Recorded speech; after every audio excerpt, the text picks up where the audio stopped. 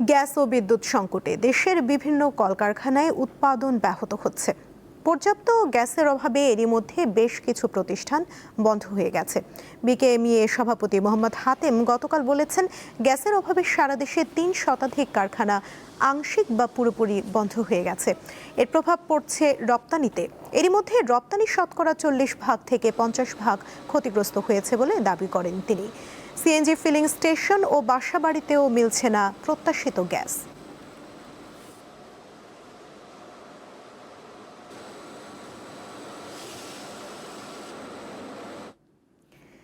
Gas সংকট নিয়ে জানাতে চট্টগ্রাম থেকে যোগ দিচ্ছেন সহকর্মী রুনা আনসারি। কথা বলবো তার সঙ্গে। রুনা, গ্যাস সংকট বন্দরনগরীর শিল্প কারখানায় কি প্রভাব ফেলছে? সুমনা, আমরা এখন পর্যন্ত যেটুকু জানি, চট্টগ্রাম বন্দরনগরী চট্টগ্রামে কিন্তু পোশাক কারখানার বেশিরভাগ নেটওয়ার্ক এবং ডাইনিং যে ফ্যাক্টরি গুলো রয়েছে সেগুলোর কার্যক্রম প্রায় পুরোপুরি বন্ধ হয়ে যাওয়ার উপক্রম হয়েছে। আমরা গতকালও কথা বলেছি বিজিএম এর বেশ কিছু কর্মকর্তা এবং নেতৃবৃন্দের সাথে। তারা বলেছেন নেটওয়ার্ক যেগুলো বিশেষ করে পুরোপুরি গ্যাসের উপর নির্ভরশীল, সেগুলো প্রায় 40% কারখানার যে প্রোডাকশন সেগুলো এরই মধ্যে বন্ধ হয়ে গেছে। এবং যদি 1 সপ্তাহের মধ্যে গ্যাসের চাপ না বাড়ে বা গ্যাসের যে স্বাভাবিক অবস্থায় ফিরে না আসে, তাহলে নিটওয়ার এবং ডাইং যে ফ্যাক্টরি গুলো রয়েছে সেগুলো পুরোপুরি ভাবে বন্ধ হয়ে যাবে, কারণ গ্যাস ছাড়া সেখানে প্রোডাকশন করা কোনোভাবে সম্ভব হচ্ছে না।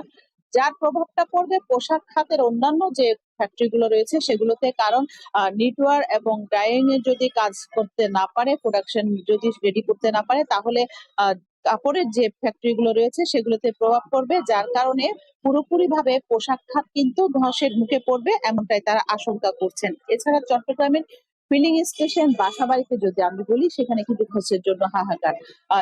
আমরা এই মুহূর্তে যে ফিলিং স্টেশনে রয়েছি সেখানে গতকাল রাত 2টোয় গ্যাস এসেছিল, এবং সে রাত 2টো থেকে সকাল পর্যন্ত গ্যাস থাকলো। কিছুক্ষণ আগে আবার গ্যাস চলে যাওয়ার কারণে এখানে দীর্ঘ ঘন্টার পর ঘন্টা যে চালকরা লাইনে দাঁড়িয়ে এখান পর্যন্ত এসছেন, তারা গ্যাস না পেয়ে এখন পর্যন্ত অপেক্ষা করছেন, এবং তারা সারাদিন আসলে গাড়ি কোনোভাবে এখান থেকে সরাতে পারবেন না, যেহেতু তাদের গাড়িতে গ্যাস নেই, পুরোপুরি ভাবে গাড়ি বন্ধ রয়েছেন। এছাড়া চট্টগ্রামের অন্যান্য অনেকগুলো ফিলিং স্টেশনে আমরা খবর নিয়ে দেখেছি, কিছু কিছু ফিলিং স্টেশনে এখন পর্যন্ত গ্যাস দিচ্ছেন। তারা 3টা পর্যন্ত গ্যাসের কিছুটা চাপ কম থাকলেও তারা গ্যাস দিতে পারছেন। তবে যেগুলো পুরন ফিলিং স্টেশন সেগুলোতে যেহেতু ফাইবের লাইনগুলো নিচে থাকাতে তাদের চাপ কম থাকলেও গ্যাস কিছুটা থাকে। এছাড়া বাসাবাড়িতে যদি আমরা বলি, সকাল 8টার পর থেকে বিকেল 3টা থেকে 4টা পর্যন্ত কোনো ধরনের গ্যাস থাকছে না, এবং 3টা-4টার পরে কিছুটা আসলেও রাত আবার 8টা-9টার পর পর্যন্ত গ্যাস কোনোভাবে থাকে না, সেগুলো মধ্যরাতে আসে। এভাবেই চলছে চট্টগ্রামের আসলে গ্যাসের সংকট। এবং আমরা জানি চট্টগ্রামে এখন পর্যন্ত গ্যাসের যে চাহিদা রয়েছে সেই চাহিদার তুলনায় প্রায় 200 মিলিয়ন ঘনফুট গ্যাস কম পাওয়া যাচ্ছে, যার কারণে গ্যাসের চাপও আসছে না এবং মানুষের যে দুর্ভোগ সেটিও কমছে না।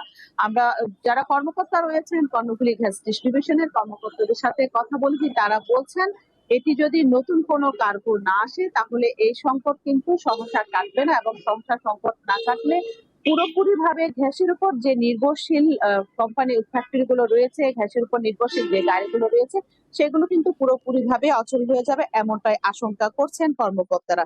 চট্টগ্রামের পোশাক খাতে যে ধসটি নামছে সেটি হচ্ছে, তারা বলছেন যদি পুরোপুরি ভাবে তাদেরকে গ্যাস সরবরাহ দেওয়া সম্ভব না হয়, তাহলে যে তাদের অর্ডার গুলো রয়েছে, বাইং এর যে অর্ডার গুলো রয়েছে এবং বিভিন্ন অর্ডার যেগুলো রয়েছে, এগুলো তাদের বিশেষ করে ডিসেম্বরের মধ্যে বড় একটি অর্ডার থাকে প্রত্যেকটা পোশাক কারখানায়, সেগুলো কিন্তু অর্ডার তারা যদি দিতে না পারেন, সেক্ষেত্রে তাদের যে শ্রমিক রয়েছেন, শ্রমিকদের বেতন, পোশাক কারখানার যে খরচ, সবকিছু তারা কিন্তু পরিশোধ করতে না পারলে বড় ধরনের একটি ধসের মুখে পড়বেন, এবং ব্যাংক ঋণ তো তাদের রয়েছে। সব মিলিয়ে আসলে আশঙ্কায় দিন কাটছে পোশাক কারখানার যারা মালিক রয়েছেন তারা, এবং সাধারণ মানুষ তো রয়েছেনই। সাধারণ মানুষের যে গাড়ির গ্যাস পাচ্ছে না, বাসায় গ্যাস নেই, সব মিলিয়ে আসলে একটা হাহাকার অবস্থা।